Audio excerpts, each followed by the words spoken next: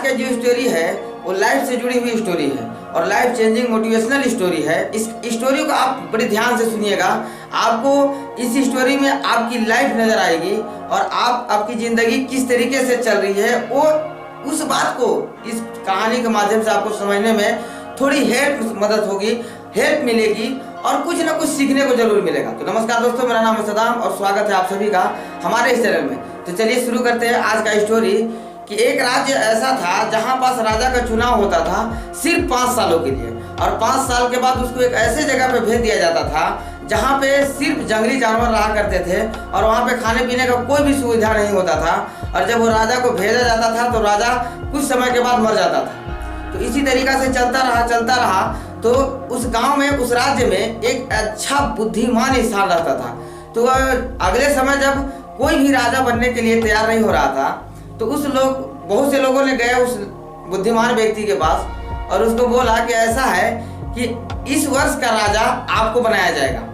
उस बुद्धिमान ने बोला कि नहीं, मैं नहीं राजा बनूंगा, क्योंकि 5 साल के बाद जो राजा का हश्र होता है वो मैं अच्छे तरह से जानता हूँ। लेकिन लोगों ने उसके ऊपर फोर्स डाला, यानी दबाव दिया।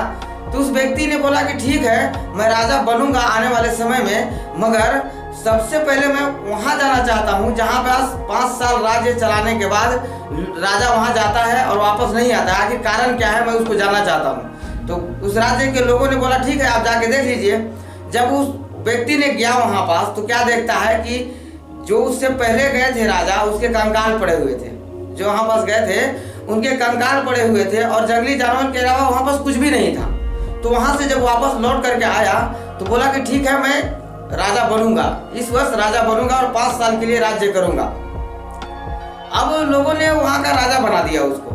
अब वो 5 साल राजा बनने के बाद क्या किया कि पहले साल में वहां पास सारे जंगली जानवर को मरवा दिया और वहां पेड़ पौधे जितने भी थे उसको कटवा दिया। वहां पास उस पेड़ पौधे को कटवा दिया और दूसरे साल क्या किया कि वहां पास अच्छा खासा घर बनवा दिया।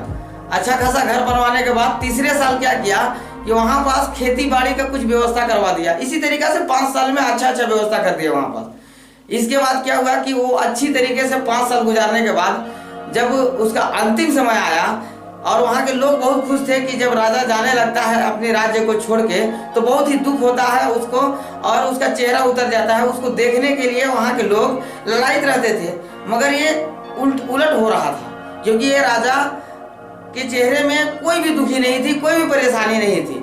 तो लोगों ने उस राजा से कहा कि आप आज जा रहे हो वहां पे जहां पे कोई सुख सुविधा नहीं है, खाने पीने का कोई व्यवस्था नहीं है और वहां पे जंगली जानवर रहते हैं, फिर भी आपके चेहरे पे उदासी नहीं है। आखिर इसके पीछे का कारण क्या है? तो उस राजा ने बताया कि मैंने 5 साल सिर्फ राज्य नहीं चलाया था, बल्कि मैंने उस 5 साल में वहां का स्थिति भी बदल दिया था, ताकि मैं आज जब जाऊं 5 साल के बाद तो वहां पे कोई परेशानी ना हो। तो दोस्तों, ये कहानी तो यही खत्म होता है, मगर इस कहानी से हमको सीखने को क्या मिलता है कि हम लोग अपनी लाइफ में जो शुरुआती दौर रहता है, यानी शिक्षा का दौर या पढ़ाई का दौर रहता है, उस टाइम हम लोग क्या करते हैं कि सिर्फ एंजॉय करते हैं, मजे करते रह जाते हैं और आगे चल के हमको सिर्फ उसका ही भुगतना पड़ता है जो हमने आज करने किया उसका फल मिलने लगता है। इसलिए हम सबको चाहिए कि जो अभी का दौर हमारा चल रहा है उसमें हमको कुछ ऐसा कर देना चाहिए कि आगे चल के भविष्य में हमें अच्छा रिजल्ट मिले और हमको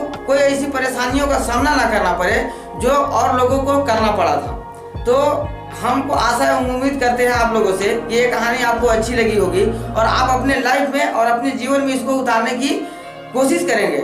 तो मिलते हैं किसी अगले वीडियो के साथ, लेकिन उससे पहले आपसे एक रिक्वेस्ट है कि अगर हमारे चैनल में आप नए हैं तो हमारे चैनल को सब्सक्राइब कर दीजिए और वीडियो को लाइक कर दीजिए और एक दूसरे के पास शेयर कर दीजिए। तो मिलते हैं अगले वीडियो के साथ, तब तक के लिए नमस्कार।